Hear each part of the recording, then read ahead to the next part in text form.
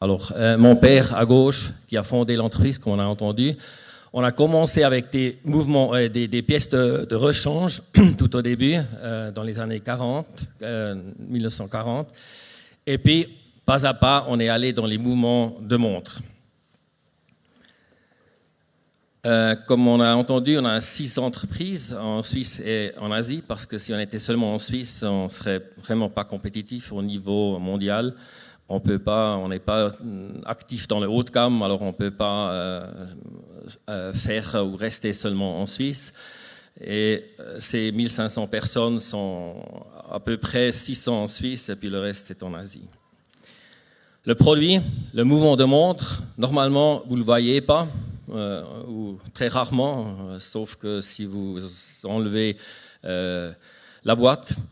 Mais c'est pour ça aussi qu'on est un peu derrière le rideau, si vous voulez. Alors, par exemple, comme on a dit, un taguillère, c'est un client. Une fois sur le cadran, c'est rien noté. Malheureusement, c'est pas Intel Inside. Ça serait bien, on voyait un peu mieux où on est. Mais bon, c'est pas notre but. Notre but, c'est de faire des affaires.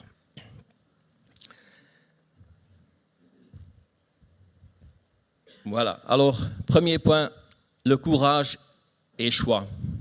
Alors là, c'est déjà le point que je veux aborder. Est-ce qu'on a toujours un choix d'avoir du courage? Et je vais vous montrer un peu que là aussi, ce n'est pas toujours blanc et noir. Nelson Mandela a dit « J'ai appris que le courage n'est pas l'absence de peur, mais la capacité de la vaincre. » Et bon, moi je dirais, c'est quand même mieux si dans les affaires, vous n'avez pas trop peur, parce que ça ne donne pas vraiment du dynamisme. Moi, dans les affaires, je parlerai plutôt de respect. Il faut respecter les adversaires, les concurrents, parce que si on ne le fait pas, c'est dangereux. Alors nous, dans ce cas-là, c'est pas David contre Goliath, mais c'est David contre, aujourd'hui, 4 Goliaths. On avait encore des compétiteurs un peu à notre niveau plutôt, mais ils ont tous disparu pendant les derniers 30 ans. Alors nous sommes vraiment un peu le dernier mohican dans cette industrie. Et nos compétiteurs, c'est le Swatch Group. Et dans le Swatch Group, c'est ETA qui produit des mouvements de montres. C'est Citizen, japonais, et c'est Seiko Instruments et Seiko Epson. Alors ces 4 ensemble, plus ou moins, ils font un chiffre d'affaires environ de 25 milliards. Alors ils sont légèrement plus grands que nous. Maintenant, le Goliath là, le follow you, c'est quelque chose que les Japonais m'ont dit déjà il y a longtemps, peut-être il y a 15 ans. Ils ont dit, ouais, votre stratégie n'est pas aussi mal parce que vous n'allez pas tout dans bas de gamme, mais vous restez, vous choisissez très bien quelles affaires vous faites et quelles vous ne faites pas. Alors ils m'ont dit, we follow you.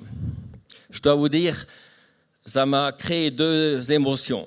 D'abord, c'est positif. Alors, si le concurrent dit que tu fais ton travail d'une manière assez positive, c'est bien. De l'autre côté, j'ai dit, c'est pas vraiment nécessaire qu'ils nous suivent. Hein. Et c'est plus ou moins ce qu'ils ont fait, alors ça facilite pas vraiment les choses.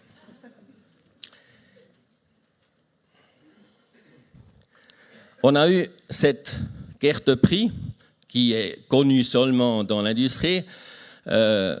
Il y a, au début des années, à la fin des années 80, on avait des prix de base, disons, pour des mouvements de masse, à peu près à 6 francs. Aujourd'hui, disons, au moins les Japonais, ils sont à 50 centimes.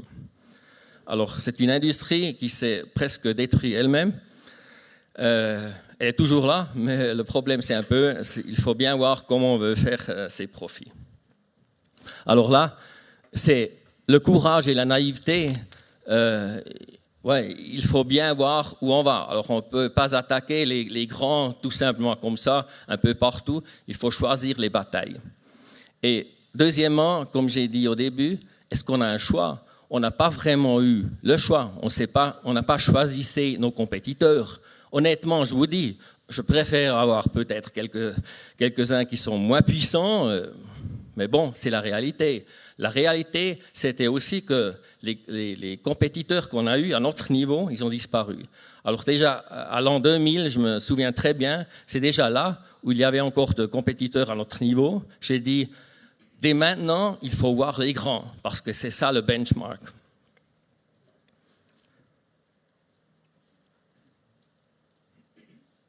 Oups, pardon, c'était trop vite.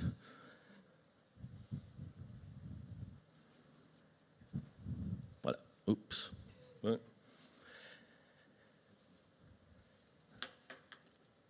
Alors, ce qui est important aussi, c'est ce vers en Ésaïe. Je ne vais pas le lire en tout, mais le bleu, la première ligne en bleu, « Je t'ai appelé par ton nom, tu es à moi ». Pour moi, c'est extrêmement important, parce que si moi je suis le Dieu Tout-Puissant, ça change complètement ma position. Et à la fin, encore une fois, en bleu, « Puisque moi, l'Éternel, je suis ton Dieu, le Saint d'Israël, ton Sauveur ». Alors, le support que j'ai, je ne peux pas avoir un support plus grand que ça. Mais il faut lire tout. On le sait dans la Bible. On ne peut pas prendre que quelques vers ou quelques phrases. Alors là, on lit aussi « Quand tu passeras par les eaux, quand tu traverseras les fleuves, quand tu marches dans le feu », je ne sais pas, ça vous fait du plaisir. Bon, on sait que c'est une réalité, mais ouais, ce n'est pas toujours évident.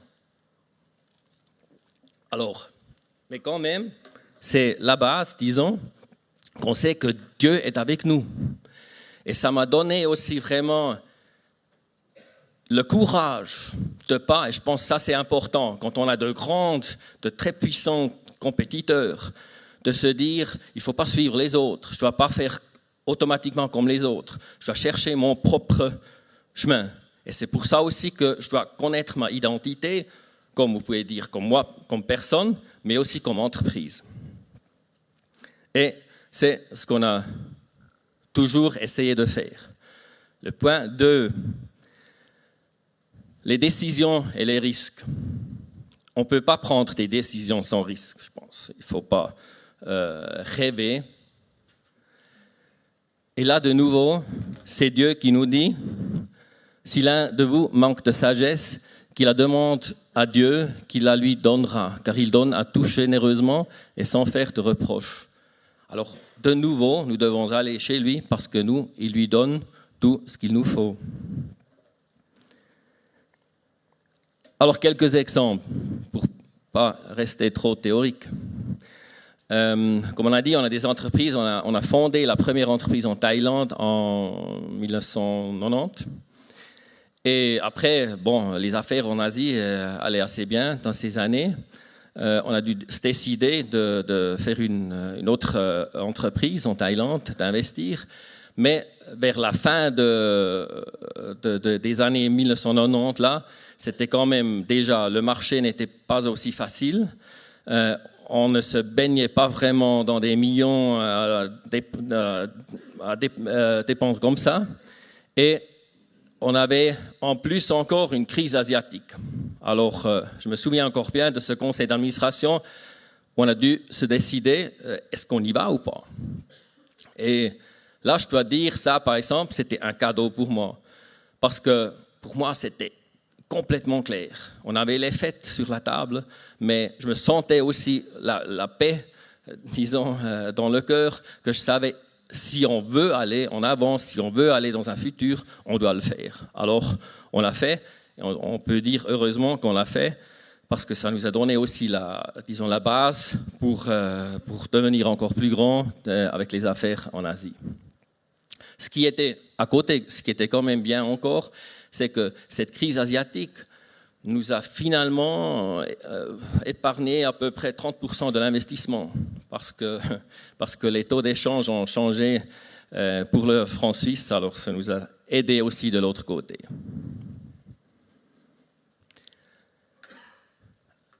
Ce qui est clair, c'est qu'il faut toujours avoir des produits compétitifs.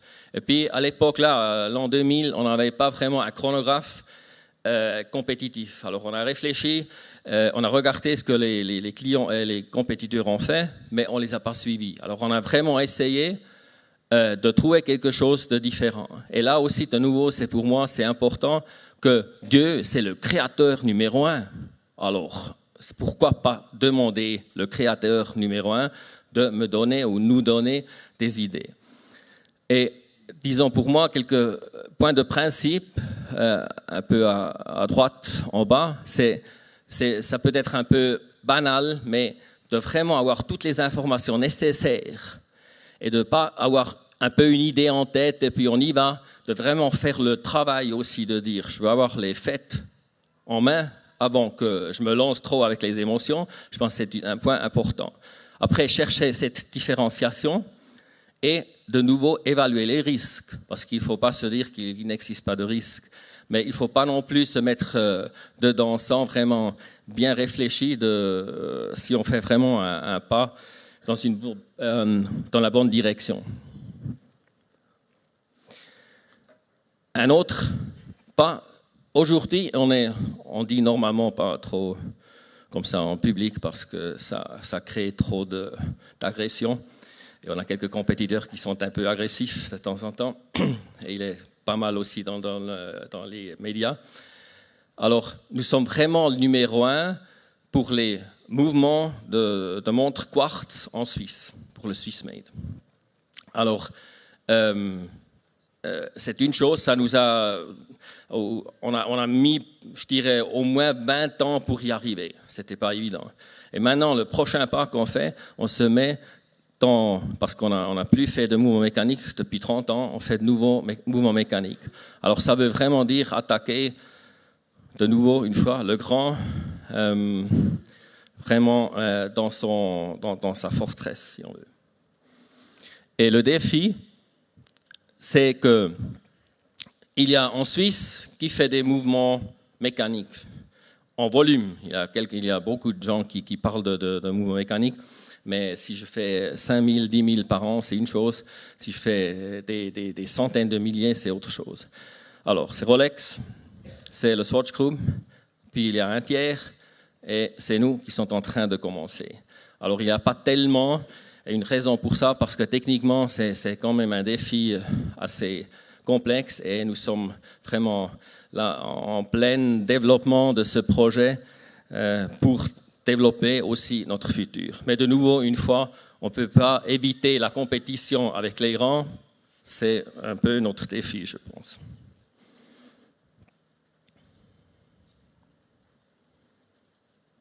Un instant, ça va, voilà. Alors, comme vous aussi, vous avez tout sous contrôle, je suppose. J'aime toujours cette question, soit des employés de quelqu'un d'autre, alors tout va bien, tout sous contrôle. Et de plus en plus, j'ai commencé à dire, pas vraiment, mais on travaille dessus. Alors, est-ce qu'on a tout maîtrisé? Le succès et l'échec. Winston Churchill, il a dit, le succès n'est pas définitif, l'échec n'est pas fatal. C'est le courage de continuer qui compte. Et je peux vous dire que ces 30 ans, c'est vraiment... Très souvent, on reçoit des coups et puis on se demande si c'était vraiment nécessaire, mais il semble que c'était nécessaire. Alors, il faut continuer. C'est ça, à la fin, la différence, c'est aussi que quelqu'un qui continue et qui ne dit pas que, bon, on a eu un échec, alors on laisse tomber. À gauche, là, Albert Einstein a dit « N'essayez pas de devenir un homme qui a du succès, mais plutôt de devenir un homme de valeur. » Alors, moi, je l'ai mis un peu différemment à droite, et c'est pas que je me mets aux mêmes hauteurs que Albert Einstein, mais pour moi, je dirais, le succès nous donne de l'influence, et nous devons avoir de l'influence. Si on n'a pas de succès, si on ne gagne pas d'argent, on ne peut rien faire, on ne peut pas créer des places d'emploi. Si on a du succès, on peut bouger dans ce monde. Mais l'échec, qui est, je dirais, au moins aussi important, ça forme notre personnalité. Parce que je peux vous dire, si si on aurait eu aucun échec dans ces 30 ans que j'étais responsable pour cette entreprise, je serais une personne différente et pas une personne meilleure. Alors dans ce sens, c'est important de ne pas avoir peur de ça non plus. L'échec fait part de notre vie, mais on doit chercher le succès. Alors ce sont les deux. Alors on n'a rien à perdre. On a toujours quelque chose à gagner d'un côté ou de l'autre. Et je pense que c'est aussi là que Dieu est toujours en train de nous former.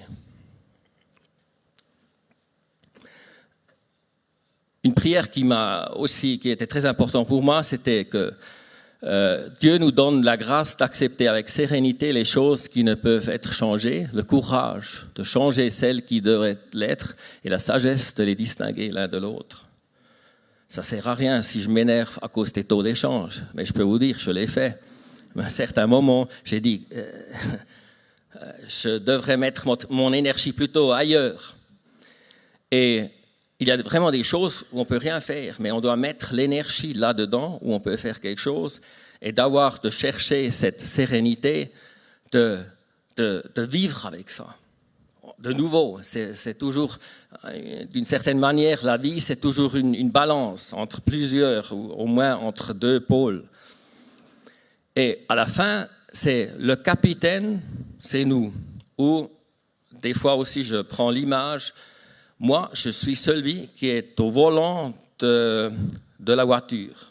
Moi, je dois dire, je vais aller à gauche, à droite. Moi, je dois accélérer, freiner. Ce n'est pas Dieu qui le fait. Lui, il est à côté. Il me dit peut-être ce que je dois faire, pas toujours comme je le veux, ou ce n'est pas évident de le sentir peut-être. Mais c'est moi qui dois prendre les décisions. C'est moi qui dois faire quelque chose. Oups, non. Trop vite. Voilà, non. Et finalement, c'est aussi, vous pouvez dire, c'est banal, mais on doit travailler. Si on ne travaille pas, on n'arrive pas à on n'a pas du succès. Et notre propre travail, bon, là aussi, on pourrait discuter peut-être 1 heure sans problème. Quel est vraiment mon propre travail? Parce que ça, c'est très important, que je ne fais pas le travail de mes employés, je dois faire mon travail. Quel est ce travail? Et c'est moi qui dois le faire. Je ne peux pas le déléguer. Je ne peux pas déléguer mon travail.